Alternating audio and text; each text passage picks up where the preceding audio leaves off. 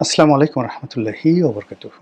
সম্মানিত দর্শক, ১/১১ মানে কুখ্যাত ১/১১, সেই কুখ্যাত ১/১১টি কেবলই মাত্র যে বিএনপিকে ক্ষমতাচ্যুত করেছে তা নয়, কেবলই মাত্র খালেদা জিয়াকে সর্বহারা করেছে, তারেক জিয়ার মেরুদণ্ড ভেঙে দেওয়া হয়েছে, তাকে দোতলা থেকে ফেলে দেওয়া হয়েছে, ফ্যানের সঙ্গে বেঁধে পিটিয়ে তাকে আহত করা হয়েছে, অথবা তার ভাই আরাফাত রহমান কোকোকে মারতে মারতে তাকে মৃত্যু পথযাত্রী করে ফেলেছে, এটাই নয়।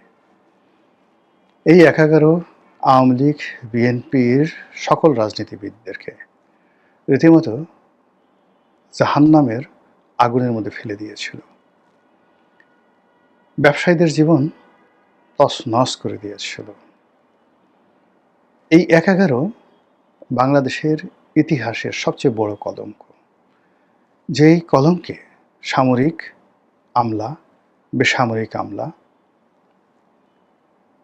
চতুর ২ নম্বর রাজনীতিবিদ, কিছু সাংবাদিক, প্রথম আলো, ডেইলি স্টারের মতো সংবাদপত্র, বেশ কিছু দালাল এবং ফুরিয়া সবাই মিলে সেই মঈনুদ্দিন ফখরুদ্দীন সরকারের সেই সময়টিতে বাংলাদেশের উপরে যে রীতিমতো ধর্ষণ কর্ম চালিয়েছিল, সেই ধর্ষণ কর্মে অর্থনীতি তছনছ হয়েছিল, গণতন্ত্র তছনছ হয়েছিল, প্রশাসন যন্ত্র, মিলিটারি তন্ত্র তছনছ হয়েছিল, এবং ওটা আমরা এখনো পর্যন্ত আমরা সেই জায়গা থেকে ফিরে আসতে পারিনি। ১/১১ পূর্ববর্তী বাংলাদেশের রাজনীতি আর এখনকার রাজনীতি, ১/১১ পরবর্তী রাজনীতি, এই দুইয়ের মধ্যে আকাশ এবং পাতাল পার্থক্য। এই সর্বনাশ যারা করেছে তারা সবাই মোরলেস দেশ থেকে বিতাড়িত। আর কয়েকজন আছেন যারা দৃশ্যপটে নেই, পালিয়ে আছেন, দেশের মধ্যে আছেন কিন্তু পালিয়ে আছেন। ২-১ জন আছেন যারা অতি চালাক, তারা সমাজে ঘোরাফেরা করছেন, বড় বড় কথা বলছেন, কিন্তু তারা সেই কুশীলব হিসেবে ওই সময়ের যে অপকর্ম, সেই অপকর্মের কারণে তারা মানে অনুশোচনা বোধ না করে আরও একটি ১/১১, আরও একটি ২/১১ ঘটানোর জন্য যে চেষ্টা তারা করেছিল, তার প্রেক্ষিতেই কিন্তু এই জুলাই আগস্ট বিপ্লবের পরে যে অন্তর্বর্তীকালীন সরকার গঠিত হলো, সেই ঘটনাটি ছিল মূলত ১/১১ ভার্সন 2। ১/১১ সময় যিনি কুশীলব ছিলেন ডক্টর মোহাম্মদ ইউনূস, তিনি এটার প্রধান ছিলেন। ১/১১ সময় যিনি নির্বাচন কমিশনার ছিলেন ব্রিগেডিয়ার সাখাওয়াত, তিনি এখানে উপদেষ্টা ছিলেন, প্রধানতম উপদেষ্টা। সেই ১/১১ সময় মাহফুজুর রহমান, মতিউর রহমান, মাহফুজ আলম, ডেইলি স্টারের মাহফুজ আলম না কি নাম, ডেইলি স্টারের সম্পাদক মাহফুজ আনাম। তো এরাই এই ডক্টর মোহাম্মদ ইউনূসকে পরিচালনা করেছে গত ১৭ মাস, এবং তারা ডক্টর মোহাম্মদ ইউনূসকে পচিয়ে গলিয়ে ছেড়ে দিয়ে এখন আবার তারেক রহমানের ঘাড়ে ভর করার জন্য প্রাণান্ত চেষ্টা চালিয়ে যাচ্ছে। আবার আগের মঈনুদ্দিন ফখরুদ্দীনকে গাড়ির উপর বসে তারা কিন্তু তাদেরকেও পচিয়েছে। এরকম কিছু লোক আছে যারা রং পরিবর্তন করে এই সমাজে টিকে আছে, আর একটা অংশ বাংলাদেশের মধ্যে পালিয়ে আছে। যেমন আপনি জেনারেল মতিন নামক একজন উপদেষ্টা ছিলেন, সে কি জীবিত না মৃত তাকে তো দেখা যাচ্ছে না। আবার মঈনুদ্দিন, সেনাপ্রধান মঈনুদ্দিন, সেই তত্ত্বাবধায়ক সরকার ফখরুদ্দিন, ব্রিগেডিয়ার বারী, ব্রিগেডিয়ার আমিন, এরা কোথায় আমরা জানি না, দেশের বাইরে হয়তো কোথাও আছে।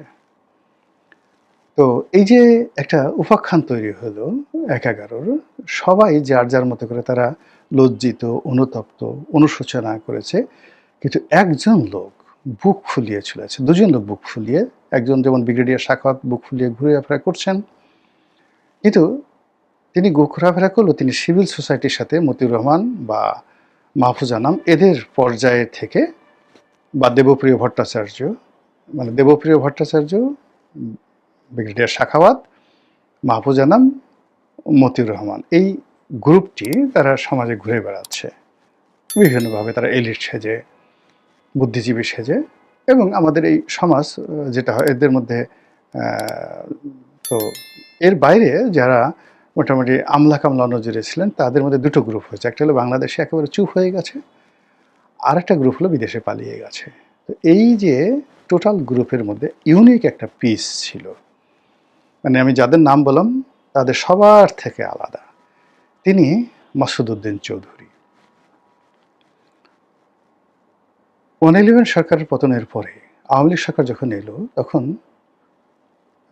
যাদেরকে সেফ এক্সিট দেওয়া হয়েছিল বা বাংলাদেশে যাদেরকে নিরাপত্তা দেওয়া হয়েছিল তাদের বাইরে গিয়ে এই মাসুদ উদ্দিন চৌধুরীকে পুনর্বাসন করার চেষ্টা করা হয়েছে। তাকে রাষ্ট্রদূত বানানো হলো অস্ট্রেলিয়াতে, তারপর তাকে এমপি বানানো হলো। এতে সে সন্তুষ্ট ছিল না। সে করল কি, আওয়ামী লীগের যে সকল সিন্ডিকেট ছিল, ম্যান পাওয়ারের সিন্ডিকেট, এই যে মালয়েশিয়াতে যে ম্যান পাওয়ার জনশক্তি রপ্তানি, এই একটা রপ্তানির কেসে প্রায় 30,000 কোটি টাকা, আবার বলছি 30,000 কোটি টাকা, এই একজন আছে। তারপরে আর একজন হলো ওই বেনজির সাহেব নাম, সংসদ সদস্য ছিলেন মানিকগঞ্জের এদিকের কোথাও। আর একজন হলো নূর আলী। এরকম 6-7 জনের যেটা সিন্ডিকেট, সেই সিন্ডিকেটের মধ্যে এই জেনারেল মাসুদও ঢুকে যায়। ঢুকে গিয়ে ওই যে 30,000 কোটি টাকা শুধু একটা কেসে তারা এই অপকর্ম করেছে, এর বাইরে আরও কত কি করেছে। এরপর বাংলাদেশে এসে সেই গুলশানের খুব বড় একটা জায়গাতে লিংক রোডে সে বিরাট একটা রেস্টুরেন্ট সে দিয়েছে, দিয়ে সে বুক ফুলিয়ে চলছিল যে জীবন তার এভাবেই যাবে। আর গত 17 মাসে সে বুক ফুলিয়ে চলছে। এই কারণ হলো যে ডক্টর ইউনূসের সরকার তো ছিল বেসিক্যালি 111 ভার্সন 2। কাজে 111-এর যারা কুশীলভ তাদের তো এই সময়তে ভয় পাওয়ার কোনো কারণ ছিল না। সবাই যেভাবে দাপট দেখেছে সেও দাপট দেখিয়েছে। এর মধ্যে তারেক রহমান চলে আসছে এবং সে যে রাতারাতি তাকে গ্রেপ্তার করবে সে ভাবতেও পারেনি। তার আগেই কিন্তু সে গ্রেপ্তার হয়ে গেছে। এখন এই লোকটিকে গ্রেপ্তার করাটা কি ঠিক হলো কিনা তারেক রহমান সাহেবের, এটা হলো প্রশ্ন। ঠিক মানে কি? এই লোকটিকে যদি গ্রেপ্তার করা না হতো তারেক রহমান সাহেব ক্ষমতায় থাকতে পারতেন না। তাকে আবার আরেকটি 111 ভার্সন 3, 111 ভার্সন 1-এ সে ক্ষমতাচ্যুত হয়েছে, 111 ভার্সন 2-তে ক্ষমতাচ্যুত হয়েছে শেখ হাসিনা, আর 111 ভার্সন 3-তে তারেক জিয়া আবার ক্ষমতাচ্যুত হতেন। এরা থেমেছিল না, এবং এখনো পর্যন্ত কিন্তু তারা থেমে নেই।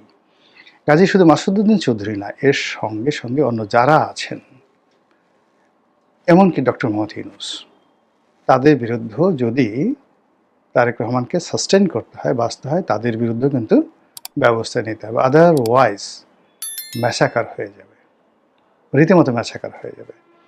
আমি এটা নিয়ে একটা স্ট্যাটাস দিয়েছি যে রাজনীতি কোনো, যাকে বলা হয়, ধর্মীয় বাণীর ওয়াজ নসিহত নয়।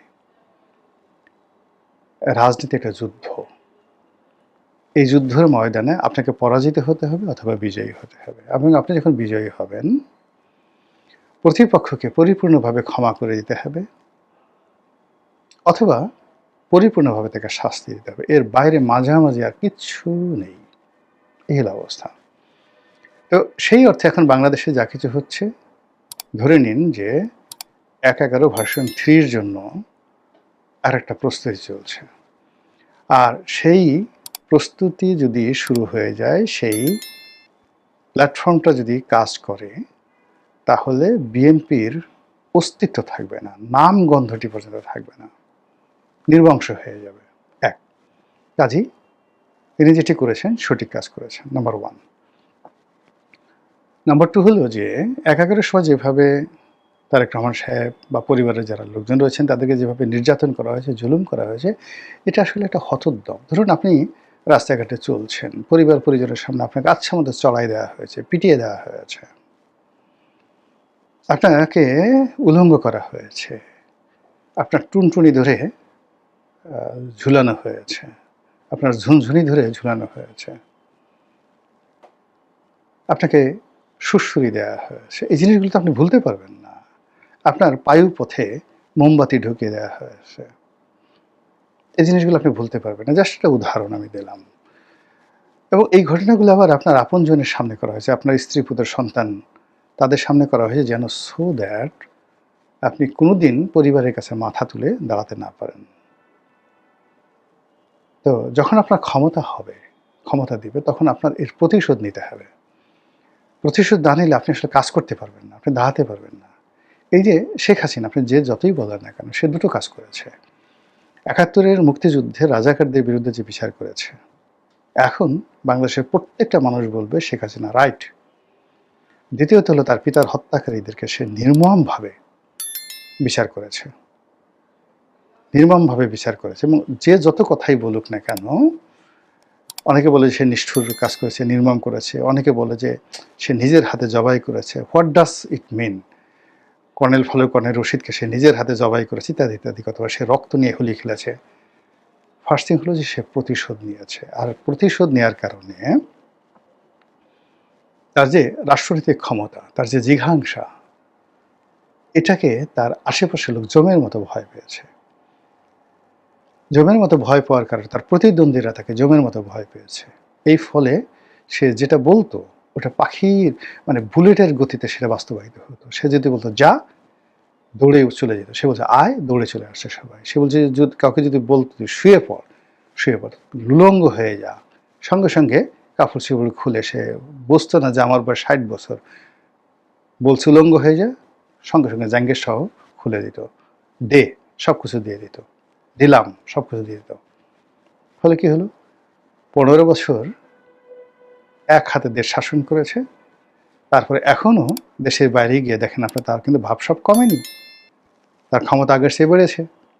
সে এখন দিল্লির রাজপ্রাসাদে থেকে এখনো যেভাবে হুমকি দিচ্ছে, ধামকি দিচ্ছে, যেভাবে গালাগাল করছে, মানে এটা সে কখনোই করতে পারতো না যদি তারেক রহমান সাহেবের সাথে যে আচরণ করে, অর্থাৎ তাকে যদি ধরে তার মেরুদণ্ড ভেঙে দেওয়া হতো, তাকে যদি এভাবে ফ্যানের সঙ্গে টানানো হতো, তাকে যদি এভাবে আছাড় দিয়ে দোতলা থেকে ফেলে দেওয়া হতো, গিয়ে দেখতেন যে সে দিল্লি থেকে কথা বলতো না, কথা বলতে পারতো না।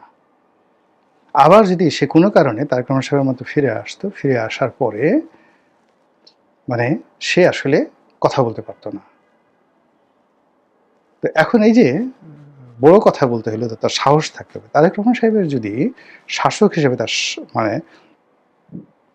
সাহস ফিরে পেতে হয়, তারেক রহমানের শত্রু যারা আছে তাদের মনে যদি ভয় ধরাতে হয়, আর শত্রুরা যদি যখন তাকে ভয় পাবে, সঙ্গে সঙ্গে দেখবেন যে তার আশেপাশে যারা লোকজন আছে তারাও জমের মতো ভয় পাবে।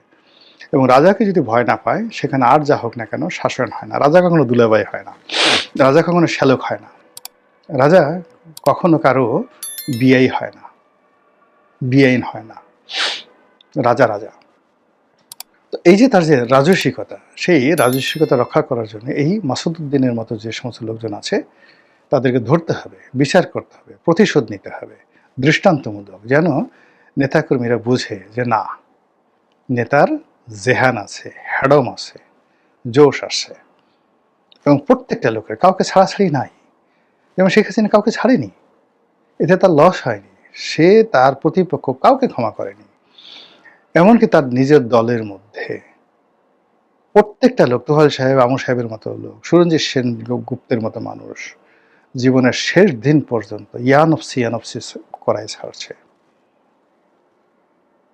তারেক জিয়াকেও ঠিক যদি ক্ষমতায় থাকতে হয়, ক্ষমতায় টিকতে হয়, তাহলে ঠিক সেম কাজ করতে হবে। একটা বেইমান, একটা মুনাফেক, একটা দালাল, মানে যদি বেশি শাস্তি দিতে হয় সেই গ্ল্যাডিয়েটর সিনেমার মতো, তাহলে তাকে মন্ত্রী পরিষদে নিতে হবে, ঘরের মধ্যে ঢুকতে হবে, উঠতে বসতে অপমান করতে হবে, চড় থাপ্পড় মারতে হবে, কিল ঘুষি মারতে হবে, এবং এই জন্য আলাদা বাহিনী ভাড়া করতে হবে। তবুও নিজ দলের বেঈমানদেরকে পুরো শেষ করে দিতে হবে, যেন মায়ের হবে চাপা মায়ের কেউ টের না পায়। আদারওয়াইজ সে টিকতে পারবেন না, তিনি টিকতে পারবেন না। তো সেই দিক থেকে এই যে মাসুদউদ্দিনের সাথে সাথে একে আচ্ছা মতো টাইট দিয়ে, এর সাথে সাথে যারা ছিল বিভিন্ন জায়গাতে, যারা যেখানে আছে বাংলাদেশের মধ্যে যারা আছে, একটাও যেন পালাতে না পারে। একটা সিঙ্গেল লোক যেন যেখানে থাকে সবাইকে এখন মিডিয়ার সামনে আনতে হবে। এবং তা না করলে এই যে ওনার যে অর্জন, সে অর্জনটা থাকবে না। মহান আল্লাহ আমাদের সবাইকে হেদায়েত দান করুন এবং হেফাজত করুন। আসসালামু আলাইকুম ওয়া রাহমাতুল্লাহি ওয়া বারাকাতুহু।